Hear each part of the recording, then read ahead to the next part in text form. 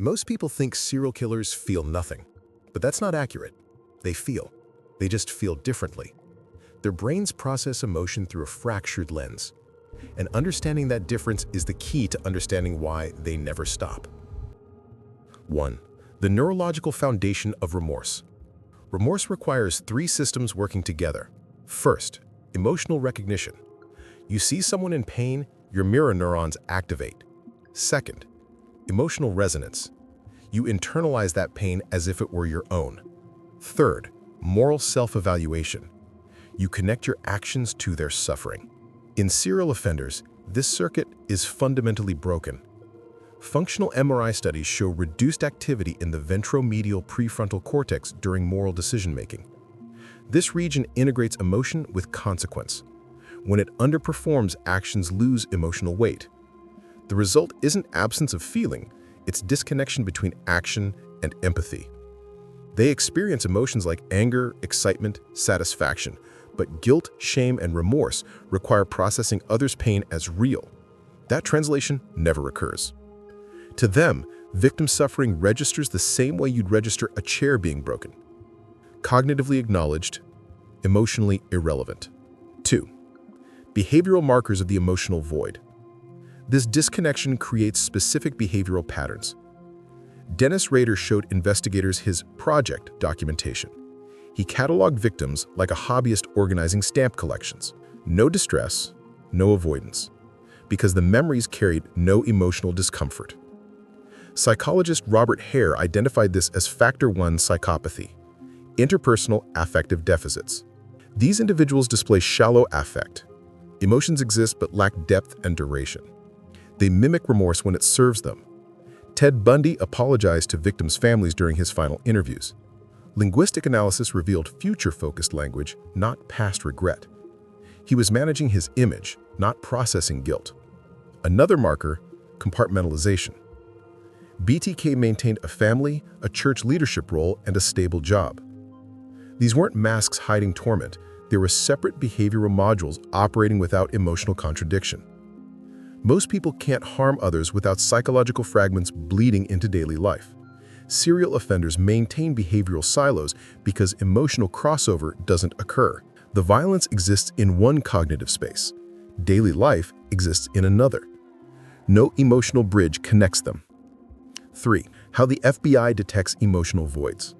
Behavioral analysis units look for specific interview tells. Normal suspects show physiological stress when confronted with evidence, increased heart rate, perspiration, avoidance behaviors. Remorseless offenders display inappropriate calm. FBI profiler John Douglas noted that during interrogations, emotionally void suspects often correct factual errors about their crimes. Not because they're confessing, because inaccuracy bothers them more than the act itself. Their crime is cognitively organized, emotionally neutral. Micro-expressions reveal the gap. When discussing victims, genuine remorse produces involuntary sadness, inner brow raise, lip corner depression, lasting 2 to 3 seconds. Manufactured remorse shows tight-lipped smiles or asymmetrical expressions. The face rehearses emotion without limbic system activation. Another detection method, narrative structure. Remorseful individuals use passive voice, minimize their agency. It happened. Things went wrong. Emotionally void offenders use active voice without hedging. I did this. I chose that.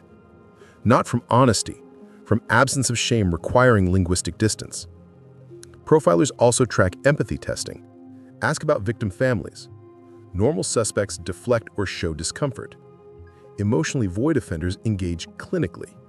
They discuss impact the way you discuss weather patterns affecting crops. Relevant information, zero personal resonance. 4. Recognizing emotional disconnection in everyday contexts. This pattern exists on a spectrum. You've encountered people who apologize without meaning it. The words are correct, the delivery feels hollow. That's minor emotional disconnection. True warning signs appear in consistent patterns. Someone harms you, shows no physiological distress about it, no avoidance, no behavioral change, no self-correction. They discuss the incident casually, focusing on their reasoning rather than your impact. This isn't occasional callousness, it's systemic inability to process relational cause and effect. Corporate psychopaths demonstrate this in business settings. They destroy careers without hesitation because the human cost doesn't register emotionally. The decision remains purely strategic. In personal relationships, emotionally disconnected individuals discuss your pain like they're solving a math problem. Show frustration at your emotional response, not remorse for causing it. Repeat harmful behaviors because behavioral correction requires emotional consequence. Without that internal feedback, patterns don't change. The key identifier: consistency. Everyone occasionally fails at empathy. Emotional voids are pervasive across contexts and time. Here's your psychological question. If someone's brain can't generate remorse, are they choosing cruelty or expressing neurological limitation? Where does accountability begin when biology removes the mechanism that creates conscience? This is Profile Redacted. Behavior decoded, motives uncovered.